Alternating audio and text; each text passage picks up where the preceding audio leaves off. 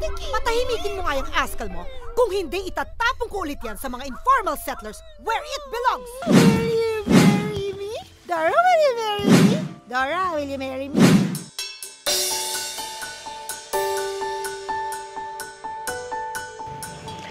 Hello everyone! Welcome to my YouTube channel. Nandito ako ngayon sa aking alma mater, the University of the Philippines. Nagbabalik ako para kausapin ang isa sa mga kasama kong nag-aral dito.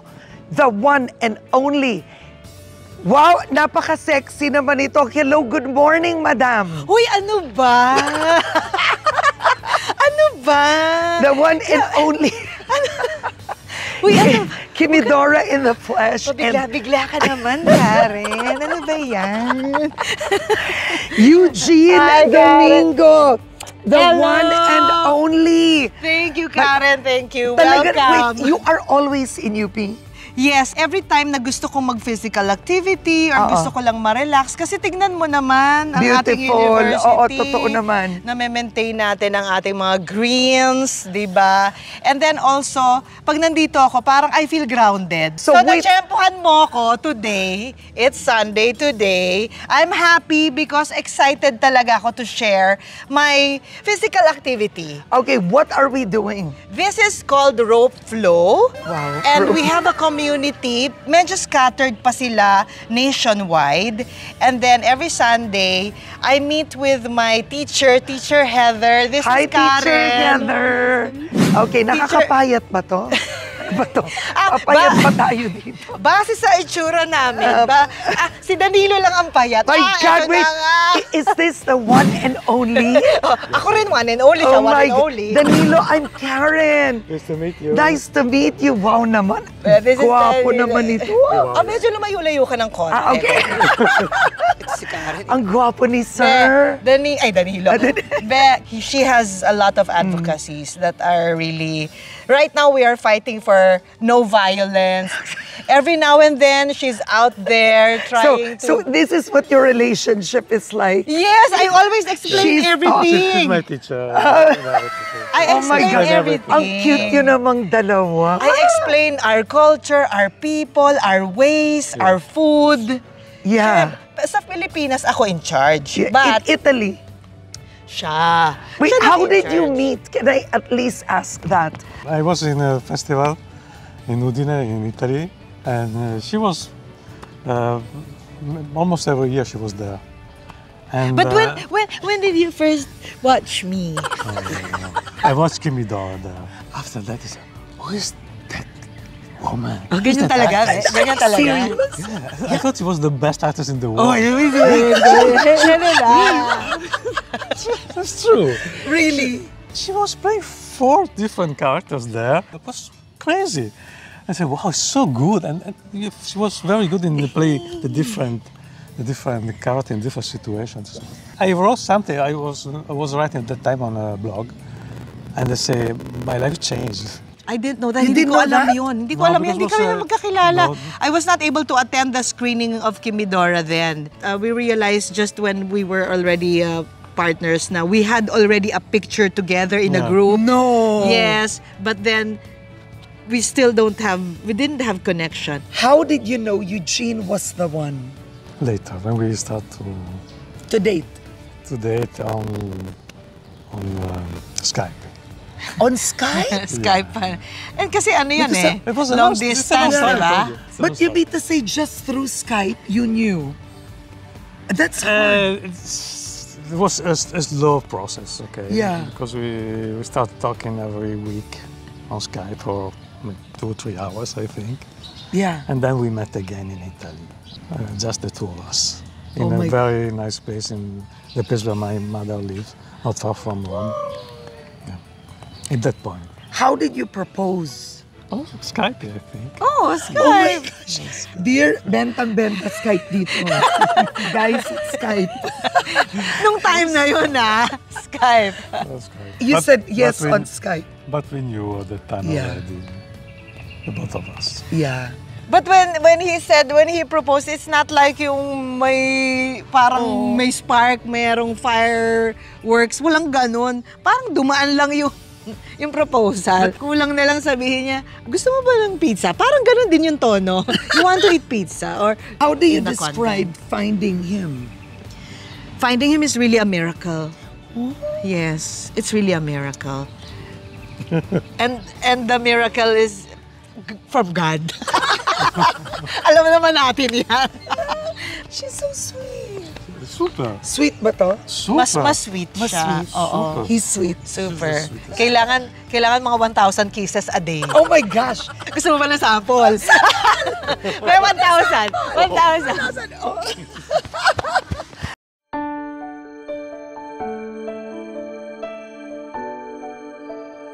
Hindi lahat ng tao, Eugene, siniswerte to find love at this age in our lives. At 45, sabi ko, parang hindi na tayo kabataan. Parang unti-unti ko nang na-accept. Tsaka unti-unti na rin akong medyo napapagod noon.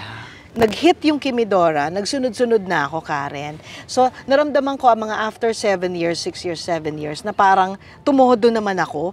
In a year, 6 movies, alam mo yon, na gusto ko. Gusto ko kasi, syempre, lahat ng opportunities, take advantage mo yon para makaipon ka, ganyan. And then, ang sarap ng feeling noon, pero aabot talaga sa pagod ka. Oo. Kasi ang paggawa ng pelikula, hindi lang naman yung pag-arte. Pagkatapos nun, ipopromote nyo pa. Pagkatapos, pag may festivals, lalabas ka din. So, lahat yun gusto ko. Pero, dahil isang araw na-realize ko, masarap, komportable, pero bakit medyo kulang? You were lonely? Oo. May times na pag magtatrabaho na ako for the day, okay, excited pa rin naman ako, pero pagod ako. Minsan nagtago pa ako sa loob ng cabinet. Really? Yeah. Para ano? Maybe I was trying to listen to myself. And inside the cabinet, it's very quiet and you just hear yourself. Maybe I really wanted to just listen to myself. Like, minsan kasi may sinasabi na yung sarili mo, hindi mo pa naririnig because ang dami mong gustong gawin. So, nakafocus ka sa things to do. Pero, naririnig mo ba yung sarili mo kung ano talaga yung gusto niyang gawin? And anong sinabi ng sarili mo? I don't want to be alone. Ayoko mag-isa. I'm very domesticated, Karen. I realized. I can be alone at some point. Pero, mas masaya for me when I'm together with a partner that I feel connection with. Hindi naman ako makakita dito sa, sa paligid. I mean, may mga attempts, pero hindi totoo. Tsaka parang mali or parang ang hirap, yung effort. Since madalas naman akong mag-travel dahil may mga festivals, lalo na sa Italy, umiikot ako mag-isa ng Italy. Imagine, I just ride the train with my small maleta. So, ikot ako ng ikot sa Italy and then nakita ko, may kumbento sa Italy. So, sabi ko, ayun, papasok na lang ako sa kumbento. Kasi Tama. single ako. Oo, single ako. Tapos pag umabot ako sa pagod na talaga ako, dadaling ko yung isang sako kong pera. At saka cash isang sako. Yun talaga yung na-imagine ko. Tapos kakatok ako, tapos may madreng lalabas. Tapos sabihin ko sa madre na, pwede po ba, dito na lang ako. Ito po yung isang cash donation ko po sa inyong congregation. Alagaan nyo na lang ako. Andun ako. Wow. Andun yung plano ko. Kasi kung nasa loob ako ng kumbento, peaceful. We will pray, we will eat, regular yung routine, tas peaceful ka lang, pinagdadasal mo lang yung mga tao, magiging prayer warrior ka. At the same time, at home ako sa mga madre kasi ang school ko, Stella Maris College, madre yan eh. So, yun na yung plano ko. So, in 2013, I did Barber's Tales. Ito na yung mga huling paubos na talaga yung strength ko. At nag-decide na ako magsasabbatical ako. Wow. But Barber's Tales is an important film for me kasi it speaks of the era kung saan parang may pinaglalaban tayo as far as democracy is concerned, and yung character ko is babaeng inape at nag-decide na lumaban. So, nung nasa Udine Festival na ako, hindi na artista yung feeling ko. Nagbabakasyon na lang, gano'n. Nagre-relax na lang. And then, biglang may sumulpot sa harap ko. Literally sumulpot. Anong year to? 2014 na siguro to. Sumulpot. Tapos, nagulat akong gano'n. Tapos sabi niya, I'm Danilo. I write for a website and we're friends in Facebook and can I invite you for pizza? Sunod-sunod yung information. Tapos sabi ko, lagot. wala naman akong Facebook. Anong friends? Paano nangyari to? Oh my gosh. Oo. Tapos parang Ibang Eugene kausap ni Danilo. iba yung finrend niya sa Facebook. Nagpapanggap. Okay. Or baka fans, or oo. Di ba may gano'n naman tayo. So, sabi ko, wala na ako doon, Karen. Wala na ako sa naghahanap or parang nagdi-display. Wala na ako doon. Wow. Okay na ako. That's even better. Napagdesisyonan ko na papunta na ako doon sa single blessedness at kasama ng mga madre. Medyo natakot pa ako. No, kasi we have a schedule to follow. So, I cannot just go out and grant interviews or eat pizza. You might want to talk to manager. Nagaganda-gandahan. But when you saw him, you found him good looking. Yes, cute. Oo, cute. Cute naman. Tapos parang feeling ko naiiyak-iyak pa siya. Ay, Ay, hindi totoo. Sobra yung mata niya parang... oh my gosh. Oo, pero sabi ko, ang ano naman ito, pizza agad. May ganong, di ba? Medyo naiirita ng ko. Naiirita? Oh, hindi naman. Yung hindi lang talaga, wala ako sa mood na gano'n. Oo. The second day, ando na naman ako. Dun sa, kumbaga sa main lobby of the festival. Wala lang, would you believe, I just sat there in the middle and did my hobby, which is, during that time is yung gumagawa ako ng mga rubber bracelet, yung mga ganyan. And then pagtingin kong ganun, Siya ulit. oh my God, papalapit siya. Sabi ko pa, ito yung lalaki kahapon. Tapos lumalapit na naman siya. Tapos medyo natatakot na ako. Kasi papunta na nga sa stalker. Tapos tumabi siya ulit. Tapos parang nag-a-attempt na siya na interviewin ako. Pero sabi ko, he started to ask me about when did I know that I want to be an actress, ganyan-ganyan. So, medyo nakakampante na ako. Tapos, tinanong ko na lang because I wanted to make sure, talaga bang nagsusulat to sa website? Parang, parang kasi dapat may ID ka, may something ka to interview an actress. So I started to ask, do you have a calling card? Because I want to know an official website. Wala. So, nako. Feeling mo scammer. Ay, Scammer. Oo, kaya stalker, gano'n. Ang ganda ko eh. Tapos, ang ganda ko. Tapos, so, sumasagot ako sa mga iba niyang tanong about the film Barber's Tales, and I said, please come to the screening tomorrow, ganyan. Tapos, next day. screening na. Next day, screening. Nakita ko na naman siya. Parang unti-unti na siyang tumatatak sa utak ko. Parang aware na ako sa kanya. Yung ganon. Sa dami ng tao, nakikita ko na siya. After ng screening, siguro sa pagod, tsaka sa appreciation nila, medyo naging emotional ako. And then, lumabas ako ng theater na medyo emotional. Ando na naman siya. Niyakap ko siya. Hindi ko alam kung bakit. Niyakap ko siya, tapos sinalikan ko pa siya. Sa lips? Hindi naman. Ba't naman? Anyari? Sa cheeks? Sa cheeks. Oh my God. I felt parang after that emotion na natuwa ako, to see him was like parang a familiar face already. Kasi sinabi ko sa kanya that I was nervous. It's the first time for the Udine audience to see me in a serious film. That's why I was medyo anxious. Tapos yun sinabi ko na sa organizer namin na this is Danilo Bottoni. He wants to interview me. Can you please give him a permission? Okay, so okay na. So during the day off, you have a chance to roam around. And so nung particular day off ko na yon na nagsimba ako, ano yun parang yung simbahan na yon may Mama Mary sila na bibili ka ng heart kapag ka natupad yung pinagdasal mo. At tas i-display nila doon. Oh. Hindi pa natutupad yung pinagdasal ko, bumili na ako ng heart, dinisplay ko, tsaka bumili ako ng dadaling ko sa Pilipinas. Pinagdasal ko lang na, hindi ko na alam kung anong gusto kong ipagdasal, pero bukod sa manalo dito sa festival para madala ko sa Pilipinas, please, ikaw nang bahala sa puso ko. Alam mo naman. Sabi mo kay Lord yun? Sabi ko, ikaw nang bahala sa puso ko. Paglabas ko, biglang naalala ko, oh my God! Ngayon na pala yung press con ko. Wala na ako. So, takbo ako sa venue ng press con. Upo na ako. And they were all there. Nung upo na ako, bigla siyang umupo sa tabi ko. Sabi ko, nagulat ako. Yung parang talagang dumating siya. Tapos sabi nung... Pero noon, flattered ka na. Kilig. Yes. May kilig ka na. Oo. Kasi pangatlong o pang-apat na beses ko na siyang nakikita. Oo. Na consistent, Nag-e-effort. nag-e-effort. Tapos umappear yung ganon. So habang I was doing an interview with the other press people, I was already looking at him. Kung nasan siya, kung saan siya nakatayo, yun. So yun na yun for you.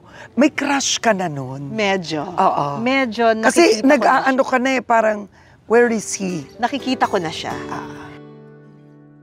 Since this is your first time to try rope flow, I have a gift for you, Karen. Your first rope flow. I'm so scared. Baka hindi ako coordinated.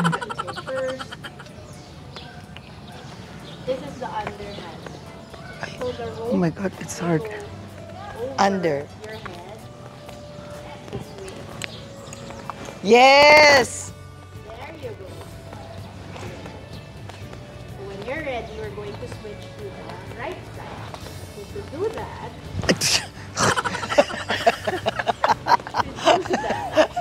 Nakakasakit pala to ng sarili.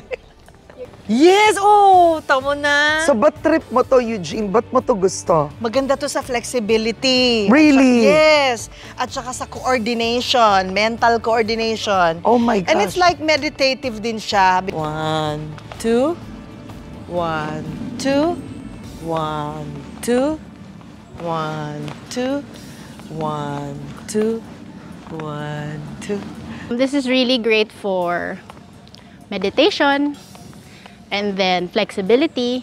In 2019, I had cancer.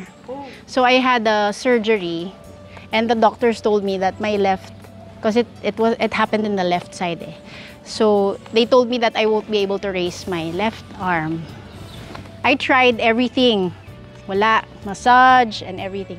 But I discovered rope flow. Ayun, lumawag siya. So, Yeah. So, it really is. the solution to my neck problem. Yes. yes, Neck Karen! problems, Yes. back problems. My back, I have sciatica. It's kind of Yes. severe. Totoo? Yeah. when I So, get out of nagte-therapy bed- ka? Yes, when I Yeah. get out of bed, my left hip hurts all the time. And gentle lang siya. Hindi siya masyadong Yeah, you demanding don't have to run, don't have to jump. Just have And to you do can do it every day. everywhere. Yeah, she did both sides Diba? already while she was talking. Sabi ko sa'yo, magaling siya, be. Marami talaga siya Marami siya talaga. Alam mo, Karen, isa sa mga gamit nito ay ang panghampas sa mga ahas. Ganito. Dear, that was a movie script right there. Alin? Pansa. Panghampas sa ahas. Oo. All right, let's go. Starring Karen Davila and Eugene Domingo. 1, 2, 2. 1, 2, 1, 2, 1, 2, 1, 2.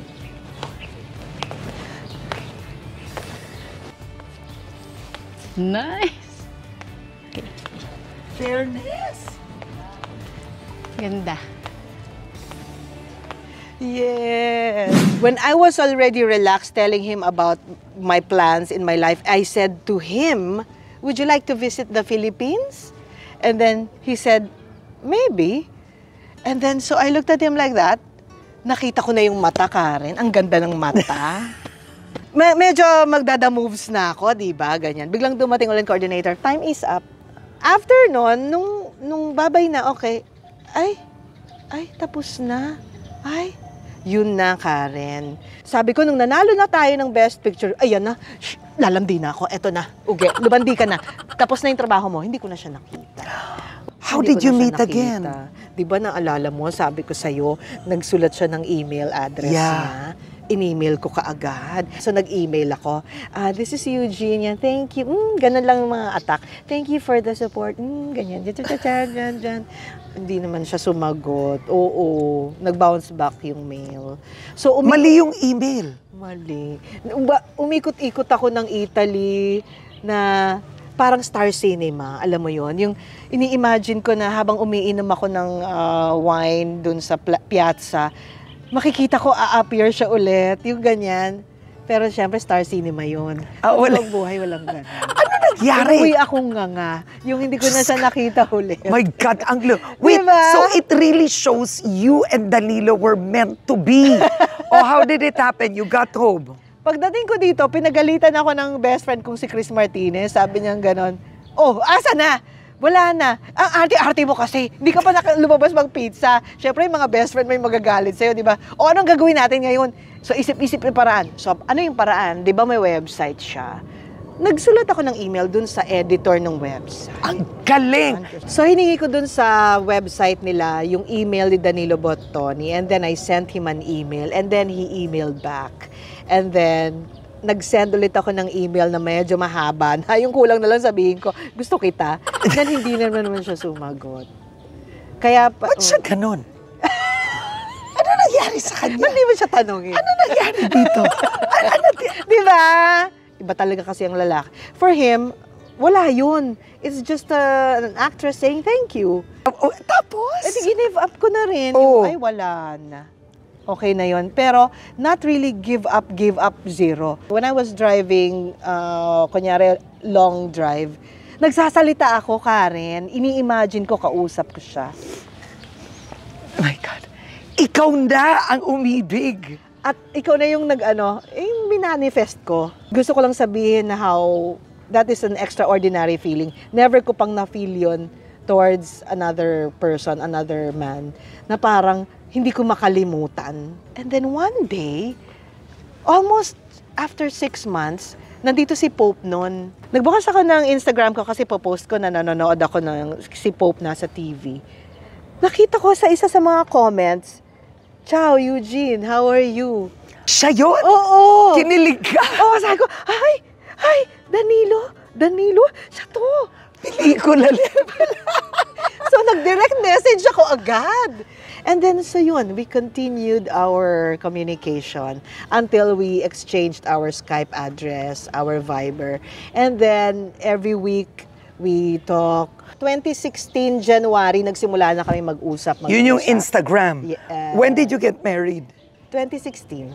That same year? Yes, Binakasalan mo siya kaagad? Yes. Pero before that, we had a chance to meet in April 2016. You went to Italy? Yes, para-paraan din, di ba? Dapat London lang. Pero sabi ko, hindi pa kami boyfriend. Sabi ko, dadaan ako ng Italy kasi meron kaming gagawin sa London. Tapos sabi niya, we can meet in Orvieto so you can meet my family, my mother. So sabi ko, sure. Pero wala pa akong mga plano-plano, ganun lang. Parang one day we were together and the next day half lang. And nothing happened. We did not kiss. Nothing. We just talked, laughed. He drove for me around Orvieto. Orvieto is just a small, quaint town. It's so beautiful. I met his family. I met his mother. We ate. We walked during the night. And You knew na it was him. Parang, I know. But I cannot say anything. Alam nga namang, Ikaw diba? mag-propose. Pero nung hinatid niya ako sa train, and the train is not yet moving, kasi syempre hindi pa naman time. And he was still there, sa labas ng train, nakatingin siya sa akin because he's waiting for the train to move. And I was in the train, and we were looking at each other, and it's like, ang saya ng weekend natin, and ito na yun? I was really crying all throughout my trip going back to London. Yung iyak ko, Oh my grabe. gosh. Like never before. Like never before. It's like, bakit kailangang putulin yung masarap? Yun. Tapos pagdating ko sa Pilipinas, sabi ko, may pag-asa ba yun? Yeah. LDR talagang maliwanag, di ba? But we felt something. And then we continued our communication. And then, because we were so into ourselves and how we enjoyed ourselves, we forgot he had a girlfriend that time. What? Yes.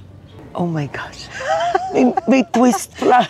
May Diba? plot twist pala ang Eugene Domingo. Diba? That's why he couldn't answer you before. Yes. You know, he already told me everything about his life, the facts about his life already from the very beginning. And then I remembered again, kasi nung nag-uusap kami, biglang he was talking to another person. So sabi ko, oo nga pala, may girlfriend siya. And then that's it. Sabi ko, mali. Okay Oo. na. Stop it already. So, tapos na. Okay, May, June, chill na lang, chikahan na lang na parang friends or parang update about the Philippines. Oh gosh. Pero one day, I said to myself, if I am not going to be honest with what I feel, I might regret this. So I'll take a chance. One morning when I woke up, I sent a long email. I said to him, I'm feeling this way for you. I want to tell you that I'm very grateful because this is the first time that I'm feeling so much joy about loving another person and not expecting something bigger than this. I really like you and I love what we have. And then he answered me back in the morning. I was so shocked kasi iba yung oras. Dapat tulog siya. Sabi niya, I want you to know that I never expected, I did not believe that I'm going to have this feeling again. And you know that my religion is love. And something like, I love you, Eugene. Wow! I love you, Eugene. Yun lang nakita ko. I think I am wrong in saying I will never feel this way again because I'm feeling it for you. Nung nakita ko yung I love you, Eugene, sabi ko, game over. Winner. Tuloy ang kain. Yun na. So, of course, he had to break up with his girlfriend. And then, after mga ilang weeks, when we talked in the Skype, he said, I want to marry you. So sabi ko, but you have a girlfriend. So he said he broke up with the girlfriend because ilang months na rin naman na it's not doing well. And also kasi nahuli siya sa phone. Alam mo naman, iba yung mga phone. Naiyak na ako. Sabi ko, tapos hindi na ako nakatulog. Sabi ko, but you cannot just do that. You have to make a formal video talking to my family that you want to marry me, di ba? And also but you were sure when he said, but I want to marry you, Eugene, you knew in your heart, no doubt, yes to. Ah, yes to. Wow. Ganun pala masabihan ng I want to marry you. Nang guy na sobra mong gusto. Oo. Yung parang proposal na hindi naman talaga yung parang may paluhod. Hindi, normal. Hindi. No, but because it's the man you want. Yeah.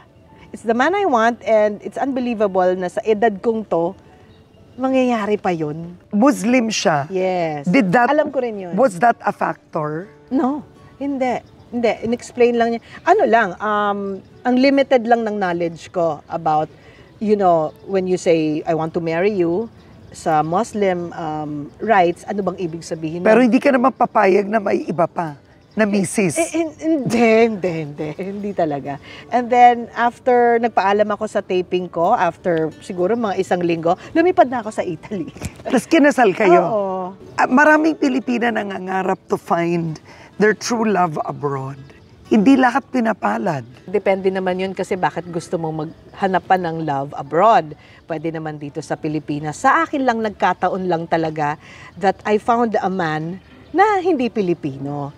Pero para sa akin, what you should look for is a person that will connect to you and you know that even if ang daming challenges, can be distance, can be language, can be culture, ang sentro is, I want this man, I love this man, and that man loves you back because you will be partners. Si Ate V, may eksenang ganyan sa relasyon si Ate V, naalala mo? Laka-laka ng acting niya dyan, parang may nasusunog na bahay. Pwes, di mas lakihan mo? Isipin mo, ikaw ang nasusunog. Action! Bakit ambulansya? Lord! Save us, Lord! Bestie, ang galing! Nyeta, naramdaman ko talaga yung kinikilabutan ako. Talaga? Pero pwede, dagdagan mo ng gigil dun sa Lord Save Us. Diinan mo dun sa Lord. O sige, Ha? diinan ko. O sige.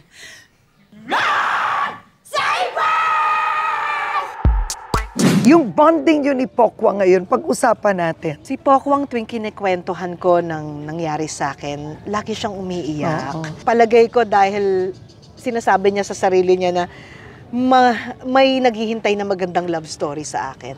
Sabi ko, totoo naman yan. Sabi ko, sis, kung hindi ngayon, dahil may iba ka pang inaasikaso eh. May mga anak ka pa, may negosyo ka pang gustong ipinaglalaban, pero ang gusto ko, hindi ka tatandang mag-isa kasi ang dami mong pag-ibig. This new movie, Becky and Badette, is it like high school reunion? Yes! Yes. It's like high school reunion. Itong two friends na si Becky and Badette, they were really solid. Elementary pa lang sila, high school, they were really together. Okay naman sila sa school. Until one day, nagkaroon ng reunion, napahiya sila sa reunion.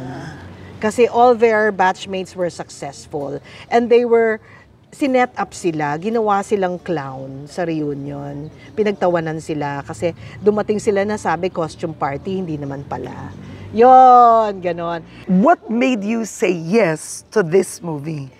First of all, because it's comedy. And with Pokwang, and most of all, the script is really funny and touching and updated. Oo. Did you think that you would reach this stage? Never.